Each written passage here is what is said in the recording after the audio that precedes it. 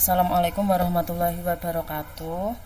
Di sini saya akan menyampaikan modul ajar saya tentang penjelasan tentang waktu-waktu sholat yang wajib. Kompetensi awalnya, peserta didik mampu menyebutkan sholat 5 waktu, sholat wajib secara lengkap dan runtut.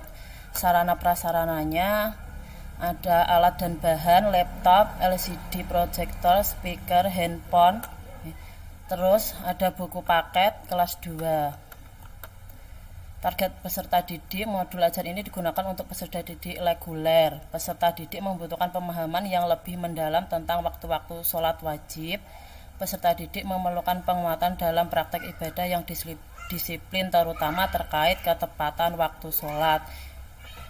Ini metode pembelajaran problem based learning, metode pembelajaran demonstrasi. Tujuan pembelajarannya, peserta didik dapat melakukan demonstrasi penentuan waktu sholat di depan kelas dan menjelaskan tahapan demonstrasi kepada teman-temannya.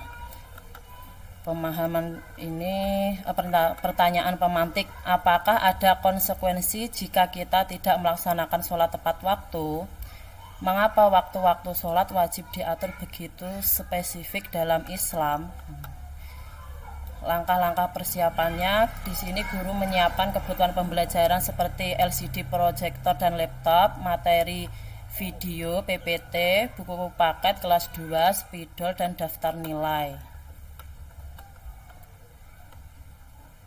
Kegiatan pendahuluan, guru memulai pembelajaran dengan salam dan doa bersama-sama dipimpin oleh salah satu peserta didik. Guru memeriksa kehadiran dan kesiapan peserta didik sebagai sikap disiplin.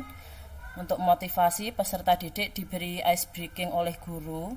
Peserta didik diberi motivasi belajar.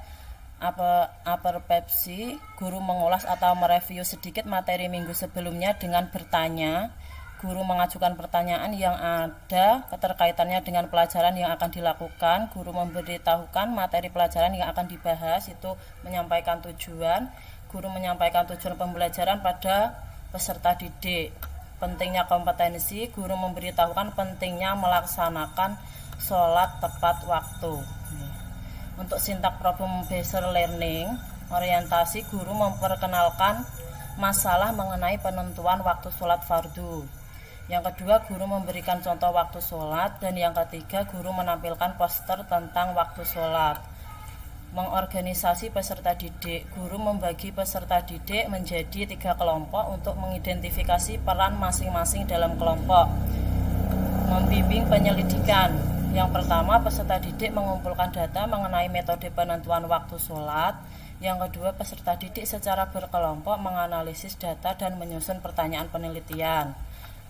Untuk mengembangkan dan menyajikan karya menganalisis dan evaluasi, yang pertama, peserta didik mempresentasikan hasil kerja kelompoknya di depan kelas. Yang kedua, peserta didik memberikan tanggapan antara kelompok dipandu oleh guru. Untuk kegiatan penutupnya, guru memberikan kesempatan pada peserta didik untuk bertanya. Yang kedua, guru bersama-sama peserta didik menyimpulkan hasil belajar kelompok.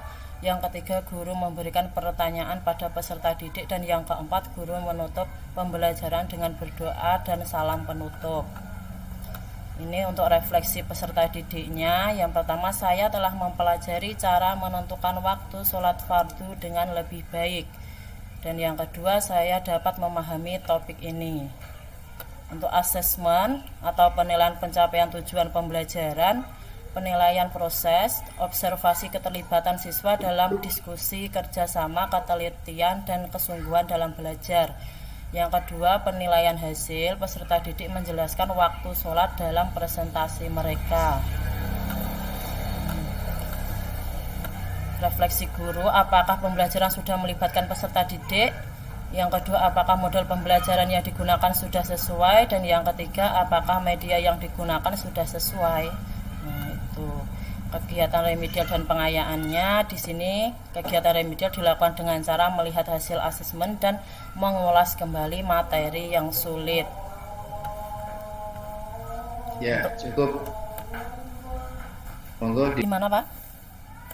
Untuk membuat modul ajar yang berdasarkan PBL tadi, Nggih. Ibu menggunakan teorinya siapa? Teorinya Jean Piaget. Jean Piaget. Oke, itu apa nama teorinya? Teori konstruktivisme. Teori konstruktivisme. Oke, baik. Terus metodenya. Ini metodenya bagaimana, Bu? Dalam modul ajarnya ini. Menggunakan metode demonstrasi, Pak. Demonstrasi, good ya. Terus cara menilai atau cara asesmennya gimana? Caranya anak disuruh untuk mengamati video, terus anak Oke. menganalisis dan anak menulis hasil yang mereka dapatkan pada saat melihat video, yaitu Pada saat menuliskan melihat. waktu-waktu sholat. Oke. Menurut Ibu apa saja poin-poin yang dinilai? Poin-poin yang dinilai nggih, itu tadi nggih, anak bisa menuliskan itu waktu-waktu sholat dengan benar. Oke. Kalau terus Bu berikutnya, kalau rancangan model project P5 PPRA-nya itu seperti apa punya Ibu? Kalau saya P5-nya itu sampah anorganik, nggih. Di sampah apa berarti itu Bu? Sampah plastik, Pak. Sampah plastik diapakan? Daur Aktivitasnya ulang. didaur ulang. Iya. Berarti anak-anak diminta mengumpulkan sampah kemudian didaur ulang seperti itu. Iya. Iya. Oh gitu, oke. Didaur ulang menjadi bentuk apa itu? Contohnya menjadi bentuk tas, Pak. Tas, oke. Iya. Ibu sendiri punya kemampuan untuk membuat plastik menjadi tas? Kalau itu ada gurunya tersendiri, Pak. Oh, ada guru tersendiri. Oke, guru kesenian mungkin ya. Atau Iya. oke, kelas 2 aja. Nggih. Oke, terus berarti ada permasalahan apa di sana ketika Ibu mengambil materi itu atau judul itu? Permasalahannya mungkin kan untuk anak kelas 2 kalau diminta praktek nggih ngoten nika Pak nggih. Kadang kan namanya anak kelas 2 nggih pripun Nggih. masih senang bermain-main ngoten niku mboten memperhatikan gurunya. Nggih, nggih. Oh, siklusnya berapa siklus yang direncanakan oleh Ibu? Siklusnya kalau kemarin itu diwajibkan 4 siklus, Pak. Oh, 4 siklus ya? Nggih. Itu kali pertemuan. Apakah mencukupi, Bu? Baik, terus penilaiannya bagaimana, Bu? Penilaiannya anak diminta untuk mempraktekkan sholat. Mungkin matur nuwun sangat. Ya, terima kasih. Lanjutnya Alfiatul Hasanah tadi. Nah, bagaimana supaya guru mengajarkan kepada peserta didik itu untuk bisa sholat tepat waktu itu gimana caranya? Dengan cara Jangankan anak-anak, gurunya saja sholatnya nggak tepat waktu, ya. Ya, gimana itu caranya? dengan cara kita mungkin menjelaskan Pak keutamaan kita melaksanakan sholat tepat waktu. Silakan coba ini saya share dibaca.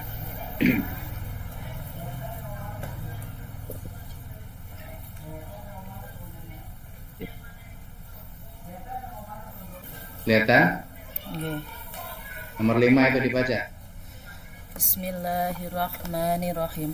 Alam tara kaifa daraballahu masalan kalimatan thayyibatan kasajaratin thayyibatin asluha sabitun wa far'uha fis sama' tuti ukulaha kullahinin bi idni rabbiha wa yadribullahu amsala linnasi la'allahum yatadzakkarun.